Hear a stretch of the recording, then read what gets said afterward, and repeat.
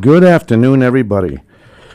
You are listening and watching, as soon as I start to wake up here, to 4 Deep Sports Talk. Here on the new station, 1320 AM WARA, and online, all one word, 4deepsportstalk.com. Of course, Jacob Janicki from Franklin Pierce. I get that right? Yes, sir. This is good. I'm 2 for 2 right now. Of course, we have the pleasure of Tyler Cody, the new, I don't want to say skipper. I said that before, but that's more of a baseball slang. The new man running it over at Hanover High School. You can call in at 508-222-1320. Coach, I'm sorry we didn't do like a little, we're just going to hit you all these questions, and all that. Right. But it's great finally to meet you. Thank you for taking your Saturday and coming in. Yeah, thank you for having me. Appreciate it. Oh, absolutely. So I thought we'll start it off where, when we have every time we have the pleasure of getting someone who's throwing themselves into something like that. And for people who don't remember, this guy is not getting enough money to pay his mortgage. So let's get that squared. I think people forget because you love the game. Absolutely. And sometimes we always hear it on the street. I don't know. I can't speak for Jake, but you always, they're getting paid. They're barely getting paid. It's more of a love thing, if anything. So with that being said, hopefully that'll answer all those stupid questions. We won't get those calls today. Let's talk about your history, where you played high school ball, where you grew up, where you played college, if you played, in your working and your coaching, so everyone can start to get to know you. Yeah, so I'm actually from Hanover as well. So I played for Hanover High School. I graduated in 2014. So I played there, and then I ended up going on and playing at Plymouth State up in New Hampshire. So I played there for 2 years. I didn't finish out my my junior and senior year there, but I played freshman and sophomore year. I had some injuries, personal things, and it just didn't end up finishing my career there, but I had a great experience up there. And I'm still friendly with those coaches, Coach Castonia, Coach Zeman up at Plymouth State. I actually saw them recently at we do our clinic every year at Gillette for the high school coaches. So yeah. I saw them, as a coach there this year. And that was, hadn't seen them since 2018. But I've talked to them in the past, sending guys there, for recruiting visits and stuff. So it was cool that, kind of comes full circle. I'm seeing them as a coach now up at a coaching convention. It was pretty cool. But yeah, so I played at Hanover. Like I said, went on to play at Plymouth State, and now I'm back at Hanover. Nice. Full circle. Yeah, absolutely. Go ahead, young man. You're ready. Just dive right in. Hi. So first off, first question for a new coach is, year one, what is your goal? What do you want to do in your first year? Then, after that, your future. What do you want to build up to? What do you want to build the program to? Obviously I want to be there for a while. I've been there since 2018. I started right out of college. I was the freshman coach, so I've obviously been there. I've seen, Coach Landolfi hired me. He was there when I started. And now, I got to see Coach Kelleher kind of run the program his way. I'd like to say, in my first year, I just want to hold that standard. You know what I mean? I just want to continue to keep this program at the level it's at. We've had some success, since I've been there, and I'd just like to keep that rolling. So nice. You went to Hanover and played there. Mm-hmm. How does that kind of help you being there? In the town, in the community, the school. Mm-hmm. How does that help you as a head coach to relate to the kids and stuff? Yeah, I think I know the dynamic of the town. I teach at the middle school. I think that's a big piece of it. I get to see these kids coming up before they're actually in the high school, so I really get to know them. For example, these rising sophomores, when I started at the middle school, I was in 5th grade. These kids were in 5th grade. So I've known these kids since they were really young, which I think is a benefit. You really get to know them and see them grow up, see their strengths, their weaknesses. But I think, coming, from being there, the town has changed a little bit, and that's, not in a bad way. But I think, being in the middle school is huge, And then another one of my coaches, Coach Booten, Seamus Booten, he's one of my best friends. He's at the high school, so I think it's a good dynamic of me being at the middle school. I get to, I want to keep the numbers up, keep an eye on those kids as they're going through middle school, and then he keeps an eye on them when they're up at the high school. So nice. What year did you graduate Hanover High? 2014. 2014. Okay, so 2014. So you missed 2016 and. Right? Am I saying that? Yeah, because you graduated, of course you did. The Super Bowl. It's Super Bowl. Yeah. 2009. That was before. A little before. So you were right smack in the middle. You missed it, but if I remember, all those teams are really competitive. Yeah. So that team that won it, so that was think that was Lando's 4th year. Those kids were freshmen when I was a senior. So 2 of them actually started for us. Yeah. One of them's on our staff, Matt Hughes. So, we definitely saw that grade, like, when they were freshmen, they were really good. Like, their group was just, they had a really good group of kind of new from the beginning. Yeah, like they were special. Nice. And like I said, 2 of them played on our team as freshmen, which honestly, since that time, I've only seen one other kid play varsity as a freshman. That's Mark Walbridge. He's at Michigan right now. Wow. Dang. All right, we're going to step away. We're going to take our first break. You are listening and watching 4 Deep Sports Talk here on the news station, 1320 AM, WARA, and online, all one word, 4deepsportstalk.com. We have the new man in charge over at Hanover Football, Tyler Cody. We'll be back with him and more right after this.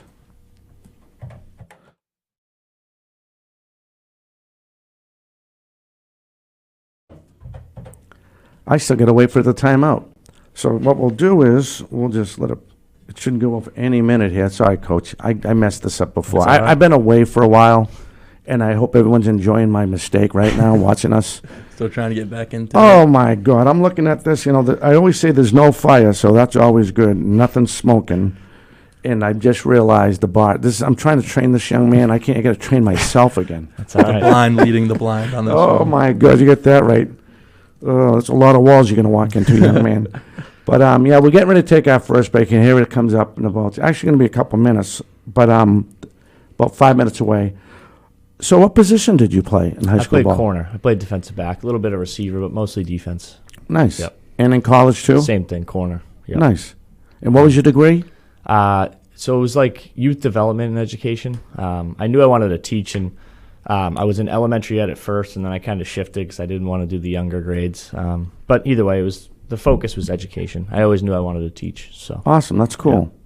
Ain't much of you. That's kind of like a dying breed a little bit. I mean, you guys get no respect at all. You get underpaid. yeah, It's crazy. yeah, It really is. It is. Yeah, I picked up an education minor in college and dropped it less than a week later. all right. I was in one of my classes and they were talking about it. I'm like, yeah, it just doesn't sound like fun. Yeah, I mean, we signed up for it. I think Yeah. there's a lot of professions where it's like my wife's a nurse. It's like they're probably underpaid too. Oh, know my- what I oh, mean? yeah. No. I think there's a lot of professions you see that, and it is what it is. Like we signed up for it. There's pros and cons. There's a lot of good. There's Yeah, some bad, obviously. But at the end of the day, I enjoy going to work. So Yeah, but you're a warden and an educator. You got 2 hats to wear Yeah. sometimes. yeah, But they're probably great kids, though. they are good kids. Right. They're And good then kids. just barely knowing it from your demeanor, just talking to you, you coming up from those kids, they must love having you. Yeah, I think some of them like me. Right. Well, let's see if they call today. Oh boy, I didn't tell them I was on. We don't want them calling. Oh, that's That would have fun. been awesome. But yeah, we have about 3 minutes left. I don't know if you want to dive another question before we go to break.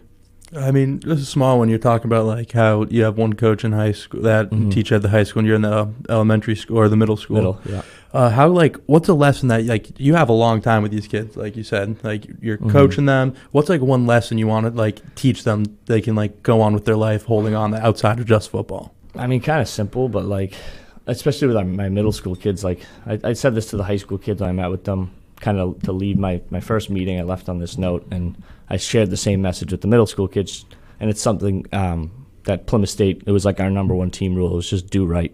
Like, very simple, but it was like, just do right. Do right in the classroom, be a good teammate, be a good person, like. And I told them, like, there's 2 other coaches that work at the middle school. There's a coach who works at the high school. I'm like, guys, like, this is a small town. Like, people talk. Like, we're here. Like, you want, like, when kids go to the office in middle school, I walk by and I see them in the office. I'm like, you'd think you'd want to put a good impression on your coaches. Yeah. And I think, middle school kids are definitely immature. And they might not see that, but that was kind of my message to them. I'm like, guys, just do the right thing. Like, everything's an evaluation. That's another Plymouth State thing. Our coach always said that. He's like, everything's an evaluation. Everything you do, you're being evaluated constantly every day. So just do the right thing. That is so true. So true. And Yeah. anything you do in life, you Yeah. know what I mean? Yeah. And I don't think some people realize it either. I know I don't. I just go with the flow. It is what it is. But so are you were you the DC? I was the offensive coordinator. You were the OC. Since Oh. 2022. Yep. Okay. Okay. Well, they won the Super Bowl. We're talking to the man who helped them drive them down the field. Well, we didn't win when I was coaching. But Oh, you didn't? We went to the Super Bowl. We lost. No, well, we won't talk about that. Yeah, we don't like to talk about that game. Then this stupid thing here, 2025 state champions, captured 8 Division 1 title. This got to be wrong. This has to be wrong. No, oh, that was 2 years ago. Duh. I just looked at it. 2 years ago, you guys did. We went in 2023. It says 2025 state champions captured.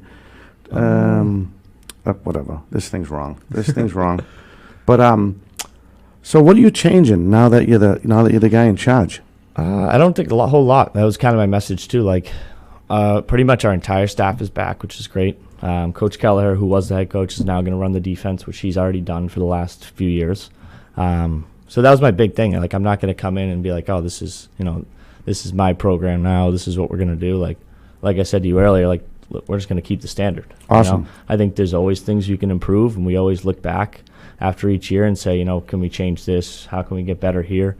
But at the end of the day, like, we're in a good spot, so I don't think we need to change too much. Right. I mean, you guys always compete out of the Patriot League. You guys are always in the middle with Duxbury, and Situate is now putting on a new hat. Their program's starting to come alive the last 5 years, it seems like. Yeah, they've been really good. Right. Yeah, Situate's been very good. All right, now we're getting ready to take it. Now I finally got it right. Okay, so let's try this again. I should I got to say, I got to add another soundbite to this thing, so it makes me sound good when we go off, but I don't think that could ever happen.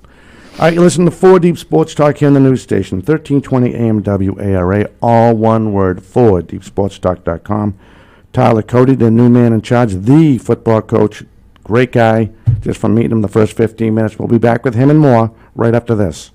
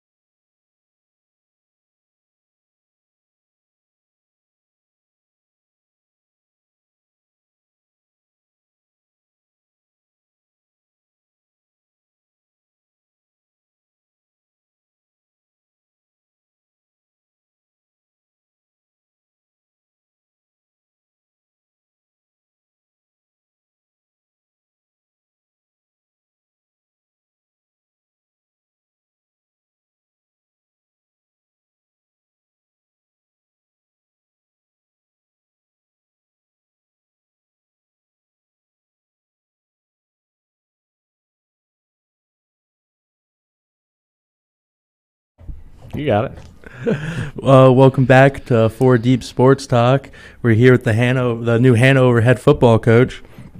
And so, going back, you guys had a 7-4 season last year, really good. Your offense was electric. Looking at just the base stats, I mean, you had 5 games putting up over 40 points. So I want to talk to you more as like the old last year's offensive coordinators. What like you were doing stuff right? Like, talk about that. Yeah, I think.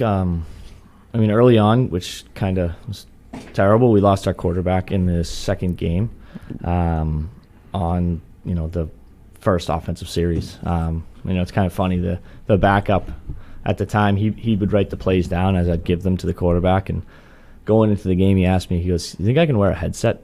Can I wear a headset this game?" Little did he know, a few plays in, he was playing. So that definitely hurt us, but I think 2 guys that made us really go last year was Brandon Errico and Sebastian Brown.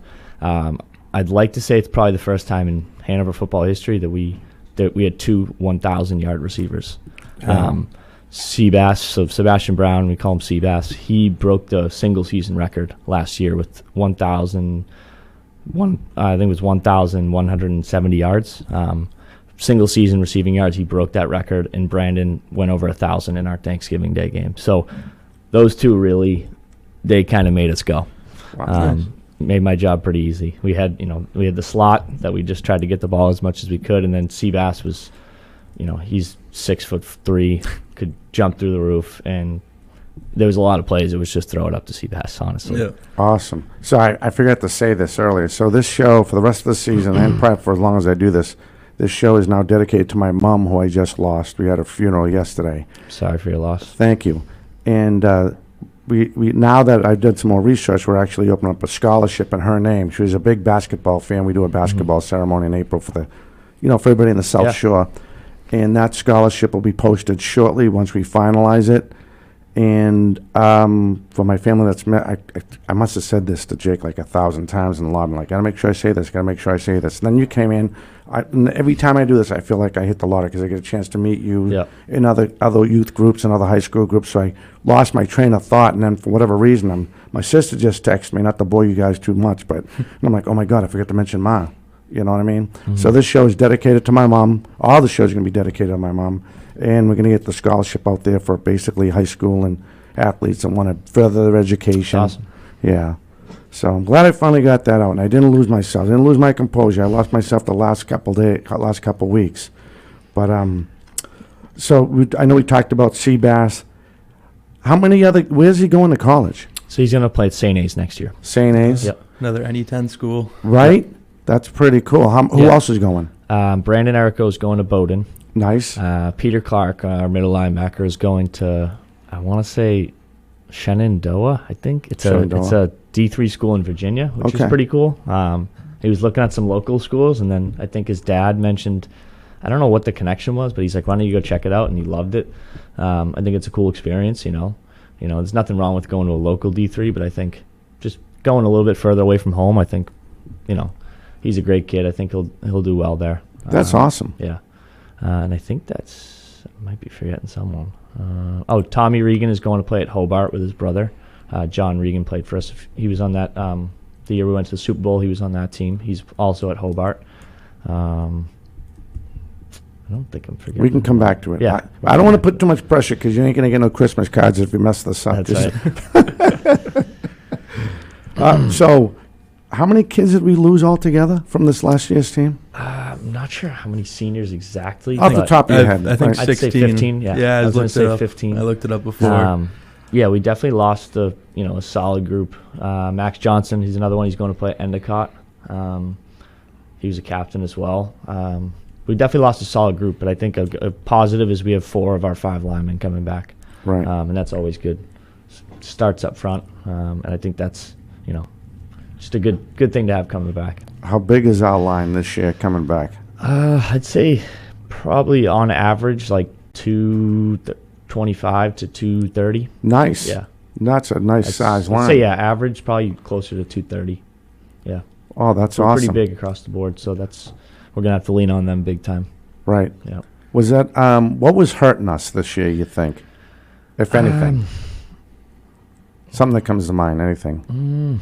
I think hurting us, turnovers offensively, we have to clean that up for sure. There was some games, the Situate game comes to mind. We had 4 interceptions in the first half, and we were still only down 21. It was 21-0, I believe, at that point. But we were, we literally gave them the ball four different times. One of them was a pick six. One of them they returned to the 2-yard line, and they had one play. So the defense actually played really well. I think offensively we definitely shot ourselves in the foot a lot this year. So just have to clean that up. Just consistency on offense, for sure. Okay. Go ahead, young man, when you're ready. Going back, first off, thank you for beating Somerset Berkeley. I was a Case kid, so thank you for that. You got it. Thank you. So you guys had 2 1,000-yard receivers, so you're airing the ball out, which is, I would say, typical in high school. So do you guys kind of want to keep doing that, keep running the... Yeah, I think I'd definitely love to throw the ball. I think, it's always been like a philosophy of mine. Coach Landolfi was big and kind of taught me how to be aggressive. Like, he was not impatient as a play caller, but like when he saw a matchup he liked and we had these receivers, he wanted to go at people. You know what I mean? And he taught me just to attack, putting our good on a bad matchup. That's something he loved to do. And definitely have to dial it back sometimes, but we've had those good receivers, so that's something I've loved to do is just, I think it's really hard to play corner in high school. Like, that's one of my things. I'm like, when you have a really fast receiver who might have size too, it's hard. It's really, if you can protect, it's hard to cover, you know? But I think looking forward to this year, it's probably one of our worst receiving cores we've had since I've been here. We've just had a lot of talent. And it's not a knock to the guys that we have coming in. I've already had that conversation with them. Kellen Balducci's coming back. He was a very good receiver for us last year. He was like more of our third option because we had those two other guys. And he's going to be really good for us. But, after that, we don't have a ton of experience coming back at the receiver position. So I think that kind of tells us what we need to do first. But I think we're never going to get away from throwing the ball if we have the matchups and if we want to be aggressive in certain spots. Awesome. So what does it take what does it take, or what do you look for someone who wants to play Hanover Hawk football? Works hard. We've had some really good leaders in the past, some kids who really worked at it. One that jumps out is Aiden Booton. Again, his brother is a coach of ours. He's one of my best friends. And Aiden, he was a kid who just worked so hard, like in the off season, getting guys to go up to the field. He'd be sending me clips of he'd be watching the Super Bowl team on Huddle from 2016. He's like, "Coach, I think we can run this play next year." It's like 1:30 in the morning. I'm like, Aiden, go to bed. That's devotion. He was a true coach on the field. But kids like that, and a lot of kids flock to him. And then, now that he's graduated, we have other guys that are now leaders, and they've kind of just continued what he's done. And I think the big piece of it is the off-season work. So we want people who are dedicated, year-round, really. All right, don't mind me. I'm just looking at the thing. If you can just keep on going. I just don't want to mess up this break again. Try to time it up right this time. I'm going to try. But, so if, first day of practice, I know you said you want to keep things, pretty similar to how it's been run. First day, what are you kind of bringing to the table? Very first practice, kids walk in. Yeah, I think, we're in helmets, so we're obviously limited to what we can do. Yeah. But I think, we want to compete. We definitely want to compete. There's got to be a compete aspect every day in practice. And I think, we want to move faster. I think that's something we always want to do. I always look at how we practice in college, and I want to try to replicate that. It's hard to do because we probably don't have as much staff and as much time and planning and all that. And it takes a lot of planning to get to that level. But we do have a great staff, and we do have, I think, enough guys that we want to move really quick. We want high intensity, up tempo practice. We're not standing around. We're teaching, we're moving, and just high intensity. Nice, great. Get them ready for game day. Absolutely. So, what was the biggest thing that your college coach? I know you mentioned a couple things. We actually have a couple minutes before we go, but just for you to dwell on this before we go on our break. What was some of the biggest points? Maybe 3 points that comes to mind. I know you in a roundabout way you just added them into the conversation, but I just like to get to the nitty gritty. What stands out to help you become the coach you are today? Because you're obviously a good person, a decent person, excellent football coach, and you're welcome. And from what I can tell you, you throw yourself inside the community as much as you can, which actually leads me to another question. I might tell you it leads to another question, but I have to wait before we get back on break. But when we do get back on break, I'd like to know some of the big points, that college coach or even your high school coach that made you want to coach and help show. And I think it's good for these kids to hear too that are watching, and your family and friends. And I think it's important people like that that come in your life and do that to you and help you out and want you to get into coaching and get into teaching and stuff like that. I think it's important. But that didn't work out because we still got a minute left before we can ramble on. But maybe you could just mention one thing that comes to mind right away. I think going back to, Coach Landolfi, so he was there his first year was my senior year at Hanover.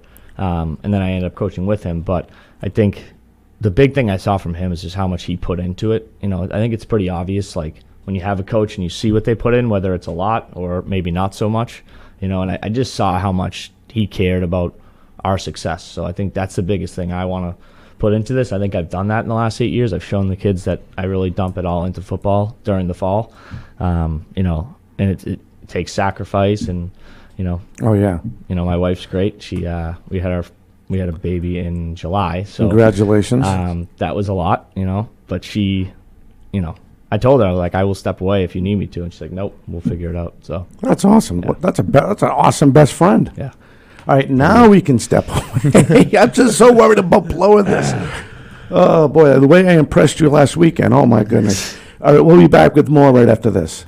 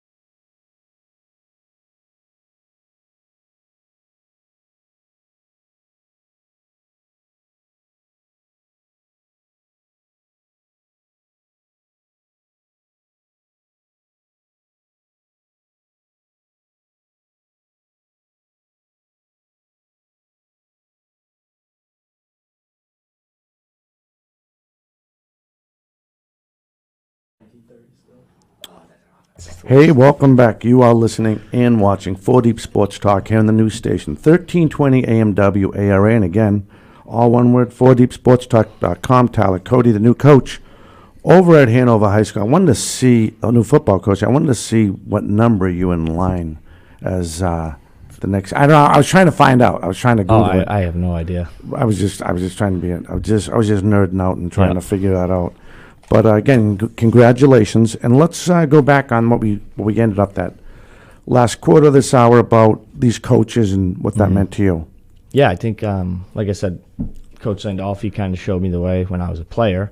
And, you know, obviously your college coaches, they're as dedicated, if not more, because that's their one job for most of them. And then Coach Kelleher, too, when he came along. You know, a big thing he's taught me is just consistency. Such a consistent guy. He just shows up every day ready to work. He's always prepared. And I think the kids like that because he's never too high, never too low. He's very consistent. So. All right, now let me see. It's still not giving me the stat I wanted. This is really falling apart. I'm really blowing this today. I just mentioned you taking it, and Google's really dropping the ball here.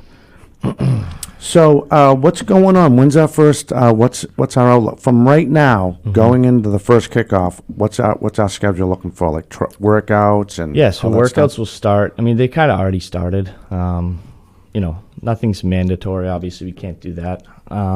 But they'll really, you know, we have two good options for the kids once school ends. We have like a smaller workout with Coach Lee Moses. Lee Moses was played at Bishop Hendricken, I want to say, in Rhode Island. Ended up playing at UMass, and he was in the NFL for a little bit. He has a gym in Hanover now, and Aiden Booten, actually, I'm give him another shout out. Aiden found him somehow because, again, Aiden was just always looking for the next best thing in terms of training in the off season. And I remember he reached out. He's like, I'm training with this ex-NFL guy. And I was like, Aiden, I think you're getting like scammed or something. I was like, I don't know what you're doing. And he ended up going to this guy. We just call him Moses. And he started training with him. And then, you know, Moses has been great to us where he, you know, gives us a pretty good deal for the whole summer for our kids. And that kind of turned into, you know, they got a winter session. They've gotten spring sessions before. And I'd say like our kids who are like a little bit older and they know what they're doing in the weight room, we send them to Moses. And then our younger guys, we have a gym in town that Seamus Booten has ran for the last couple of years, and Aiden Booten's going to kind of jump in there this summer and train our younger guys, which is I'm very excited for. So they'll start that as soon as school ends. All right, you keep on going, young man. I'm going to try to get something that makes sense here on this website. All right. Then once you get back in school once the summer ends, you get back in school. Mm-hmm. How long until you have your first game? You have the schedule So yet? I think we start early this year for school. I think we start before Labor Day. But I want to say our first game is, I don't know why I feel like it's later, but I know we open up with Hingham. It's at home. I'm not sure the exact day, but it's like the first or second week of September. Nice. So you have a little bit of time to get back in school and start turning it up. Mm-hmm. What are those first few weeks going to look like? I think, like I said, we're pretty limited in the beginning. We got to do 3 days of helmet and then 2 days of uppers, and then we can finally go full pads. And I don't know if you guys are aware that our preseason actually got cut short a few days.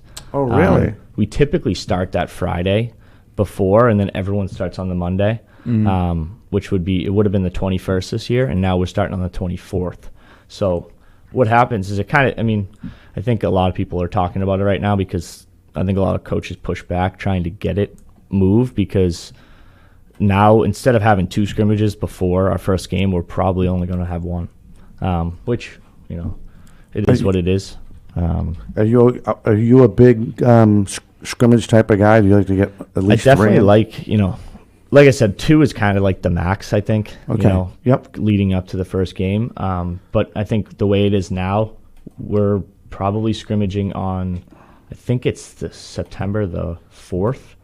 The other day we could is that, like 2 or 3 days before that. That's the only window that we could do it. And I just think it's kind of close to have 2 scrimmages in a row, because our second scrimmage is actually like a game scrimmage. We play against Weymouth, and there's refs, and it's a game. We might not play everyone the whole time, but it's a legitimate game. So, and this isn't helping me at all. I'm trying really hard to see if they posted your schedule yet. It's probably on the website for the school, Arbiter right? Live has it. Arbiter Live? Yeah, I don't know if it's up to date yet, but I know for our non-league anyway, we open up with Hingham at home, and then we go to Duxbury, and then we don't play Somerset like I was just saying.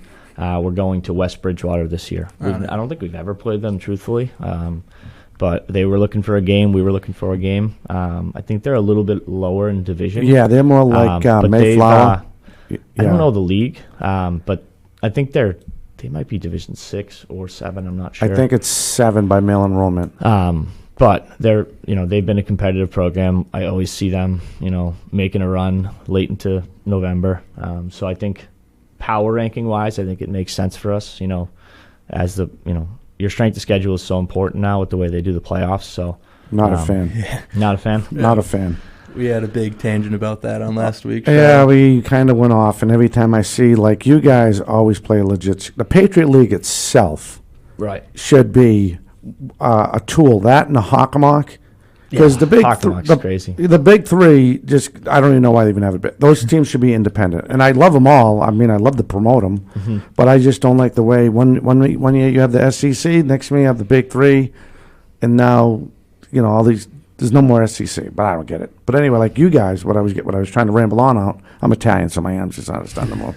Is how tough your conference is. Yeah. People don't realize it. Even a little school like Whitman Hanson, that's more of a basketball program. You never know. They come out next year, they're running a double wing, and they're catching you off guard. Yep. But they're competing. They may lose by whatever, but they're competing, and that's what's so good about the Patriot League. Yeah, our league's tough. There's no cupcakes. It's no. Pembroke's playing a lot better than they have in recent years. Like you said, Situate is always competing for the league. Plymouth South is tough. Yep. They're always right up there as well. And then you get both the Quincy's that have been playing really well too. Yeah. So exactly. And who's we talked about Situate, and then Duxbury's usually for whatever reason they're always in the middle. And then that's when you think you rule out some of the Patriot League.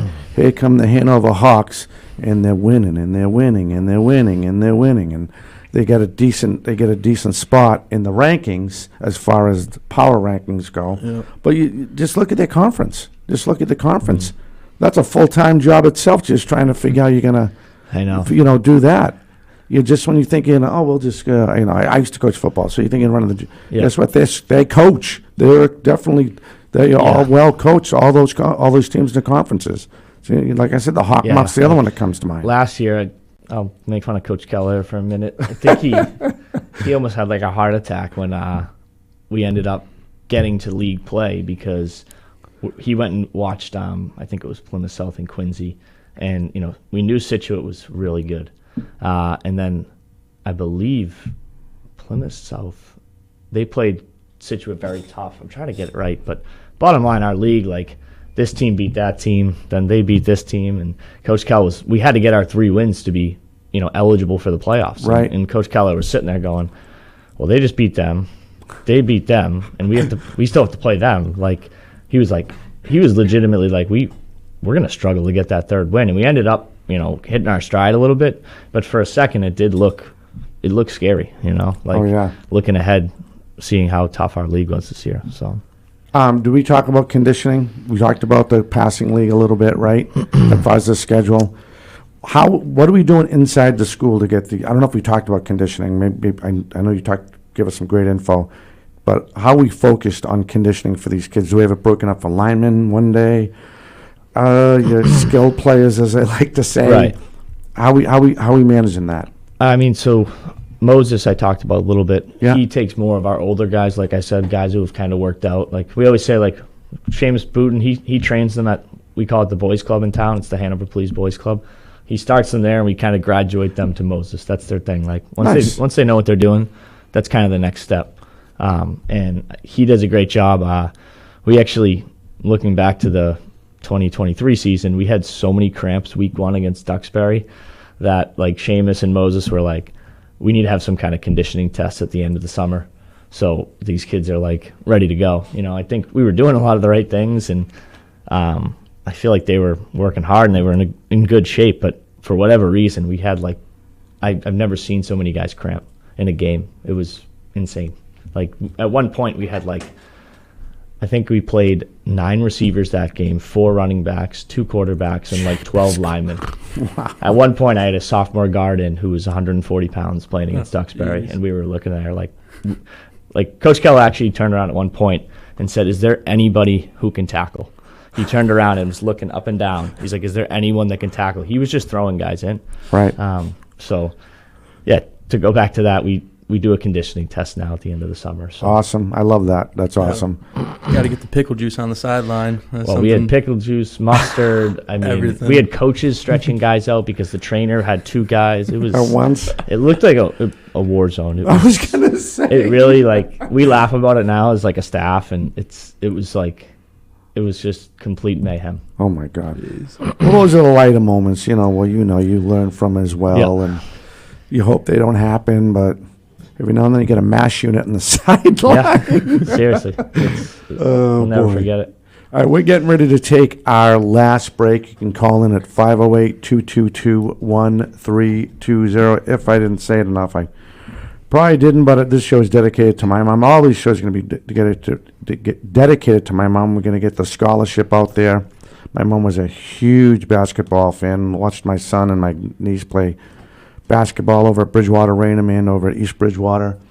Again, we'll be right back. Again, we have the man, the coach, the new, I want to say skipper, but I know that's wrong.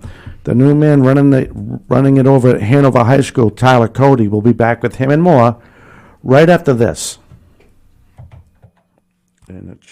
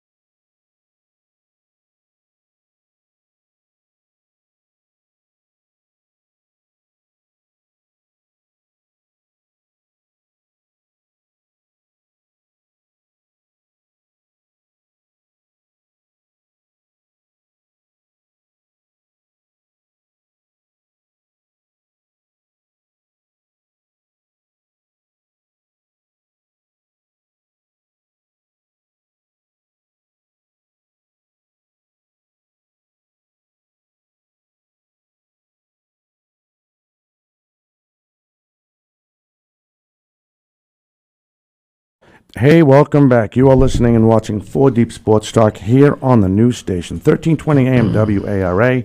You can call in 508-222-1320.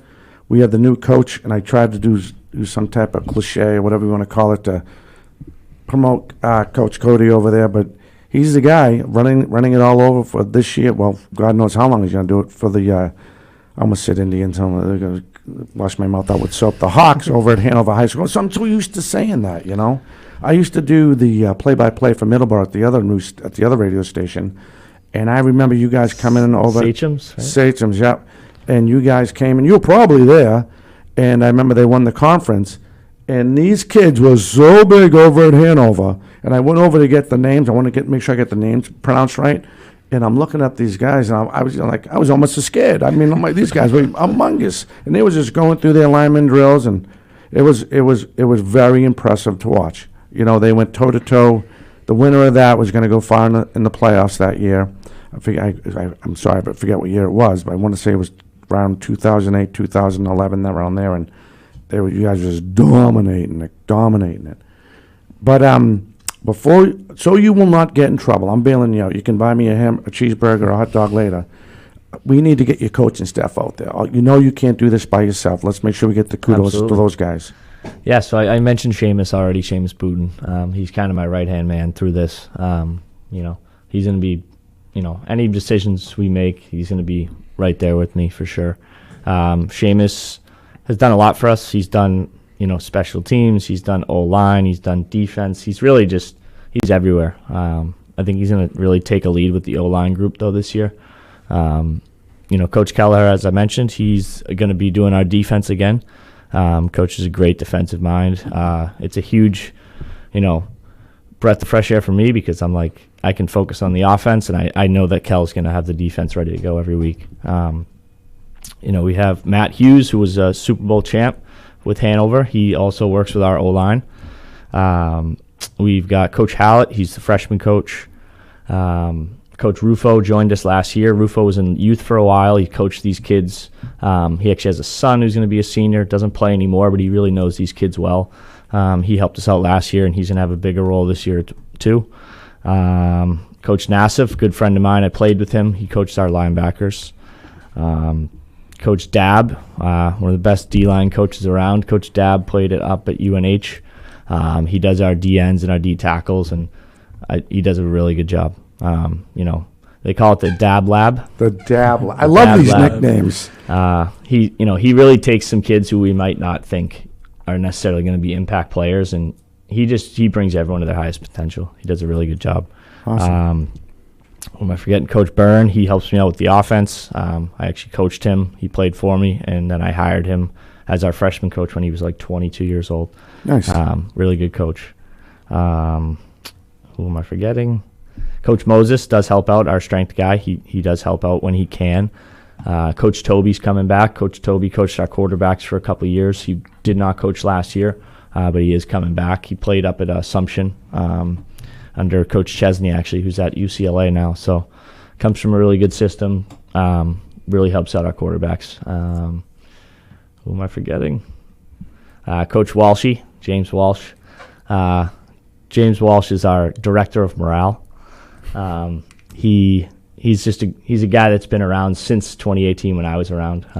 He actually started as our film guy, and he's just kind of do-it-all guy. He manages the sidelines on game day, and just a great guy to have around.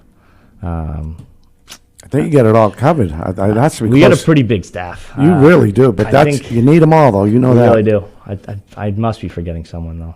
What do you think? We left at the sideline guy. That was the last one you said. Walshy. Yeah. Yeah, I think that's it. Who's your trainer?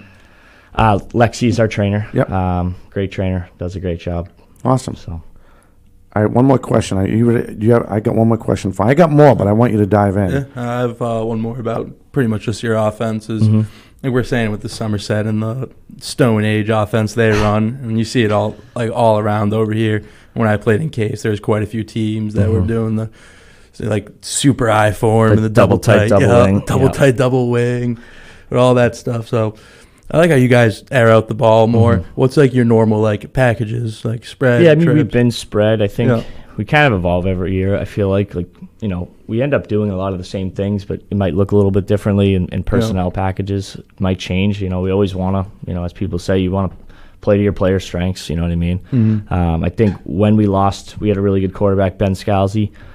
He led this. I think he might have led the state in touchdowns. He broke every record at Hanover in terms of passing yards, touchdowns. He had 40 touchdowns, I think, his senior year. Wow. He threw for, I can't remember the yards, a ridiculous amount of yards. I mean, I think he accounted for over 70 touchdowns in 2 years. Jeez. I'll give a quick That's stat. crazy. Yeah, that is Against, I want to say it was Gloucester in the first half. He threw for 420 yards and 6 touchdowns. Oh my First God! half. Oh my God! Jeez. And the best part is he jumped over a kid to score a rushing touchdown. You hurdled him? It got called back. And he was pissed. He came over, he goes, what? Why doesn't that count? And the best part about that story is Coach Kelleher knew how valuable he was to our team, and it was the first round of the playoffs. And we were running, I go, can I run the naked bootleg? I go, I think we can get him on this because we were down at the goal line. Yeah. And he said, yes, just please tell him not to do anything stupid. And That's awesome. Keller's like kind of freaking out. And I go, Ben, just get in. Like, just if you're going to get in, just walk in. Just finish the play. And Yeah. he sees this corner kind of squatting. He jumped over him. I mean, it was still, I tell everyone it's the best play I've ever He didn't seen. hurdle him, but he jumped. He jumped over it. Wow. And the kid wasn't, he didn't dive. He was standing up. And he jumped over. cleared And he him? was a normal sized kid. Like, it was ridiculous. I want to know why that hurdle got called back. Yeah. The federation rules. It's a. Oh, that's yeah. right. NHSF. Or Oh, NFHS, yeah. Oh, my God. I should remember there's a baseball because I do baseball. Sorry, I'll go back to your question, Yeah, though. please. With, offense. So bottom line, he was such a. I mean, I was going to throw the ball every play if I could because of who he was, and I don't really care what anyone said. But then going into the next year, we had a kid who hadn't played quarterback. It was his first year playing. Ended up being good for us, but we kind of went to more of like a tight end, we brought in more of a tight end versus 4 receivers. Yeah. And that's been big for us the last couple of years, just kind of added to the identity of our run game, kind of just being a little bit more physical. So that's kind of a direction we went. And then, this year you might see something different. Who knows? But like I said, I think we got to lean on our line and our running backs, Yeah. When you have a line, pretty much everyone coming back, strong suit, especially after losing your quarterback. So. Exactly. Yeah. So, looking at the schedule, you have an idea who you're playing, right? Mm-hmm. Who do you want to, for you personally, not the team yet, but what team, do you want to look forward? Are you looking forward to playing? I know you want to play them all. I got tongue-tied there because I know you want to play them all. Is there a certain team you want to base that will tell you, yeah, this is working, or we need to work on this? Is there a certain team on your schedule that comes to mind? Yeah, I mean, I think week 1 and 2 is a gauntlet. I'm personally excited, and I think the kids are really excited to play Hingham. We lost to them on the last play of the game last year. It was a walk-off touchdown. Wow. And it was crazy. We were down 14 with 7 minutes left. We came back and actually went ahead. And then they had, I think it was a minute 20, they drove the field. And like I said, this kid, he had like 4 or 5 guys there, and, some people thought he was down. They called it a touchdown. I mean, whatever it was, we lost the game regardless. But I think just the way we lost, like, it hurt. You know what I mean? Because it was such like a high. Like, we're down 14. All of a sudden, we're up, and then we were so high, and then walk-off touchdown. So I think the kids are really excited for Hingham, and I think they've gotten really good over the past couple of years. It's a big school. They've always got big kids. They were really physical last year. Props to them. They beat the crap out of us up front. So I think our kids are ready for that challenge. And then going to Duxbury week 2, that's always a measuring stick. You know what I mean? Right. Like you said, Duxbury's a premier program in the South Shore. They've just been doing things the right way ever since I've been around. I think we beat them once in the last 25 years. So it's like, to be able to go there and play with them, it's kind of a win-win always, I feel like. But who knows? And they always spread it out. They always end up with these gazelle for athletes, and they end up from that spread. Yeah. And you're like, how can you do this all the time? Well, it seems like it was all the time. Yeah, they've actually gotten more physical over the last couple of years. They had a quarterback who was, a good runner, and they kind of leaned on him. And they had this kid Alex Barlow, who was a really good running back. I can't remember where he went. I think he's playing like Division II football. He might be up at Bentley. I forget. But they kind of went to a more physical style the last couple of years. So it wasn't your typical, like you said, spread it out, air the ball out. They've kind of been like, very physical, kind of just in the run game. So now, how are you throwing yourself in with the youth? How is that a slow approach for you? Do you have a game plan? Is it going to be more terminology and let the coaches have fun with the kids, but they, at least when they get up to you, the English will make sense, if you will. You know what I mean? Yeah, I think, in the past we have done some stuff where we tried to put in some of our stuff with the youth, and I think, I was a little younger and probably thought it was more important, but I think looking at it now, like Ben Johnson runs our youth, so I coached all of his kids. He does a great job, and I think the best thing he does is just the kids come up and they're ready. They're football players. You know what I mean? Yep. I think I'd rather that than them know some words. You know what I mean? Right. I think it's a bonus if they can. I'd like to say they should be comfortable in the shotgun. You know what I mean? Because you don't see it as much in youth. But I think what he does well is the kids come up. They're good teammates. They're tough. We can teach them whatever we want to teach them at that point. But he sends them up here in a good spot. So good. I was just I always ask about new coaches coming in, how they throw themselves in the youth program, and I think that's kind of important. But I mean, what your mindset, what's going to work. You've been around, ain't your first rodeo, right? So I was just curious on how you would look at that.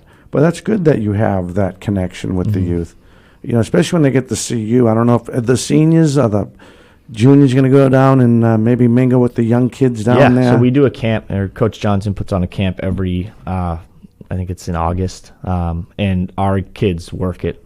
So they'll have like stations, and all of our like older kids will be working the different groups and stations, and yeah, it's good for them to get involved that way. I think, community service and stuff like that. That's exactly. Cool.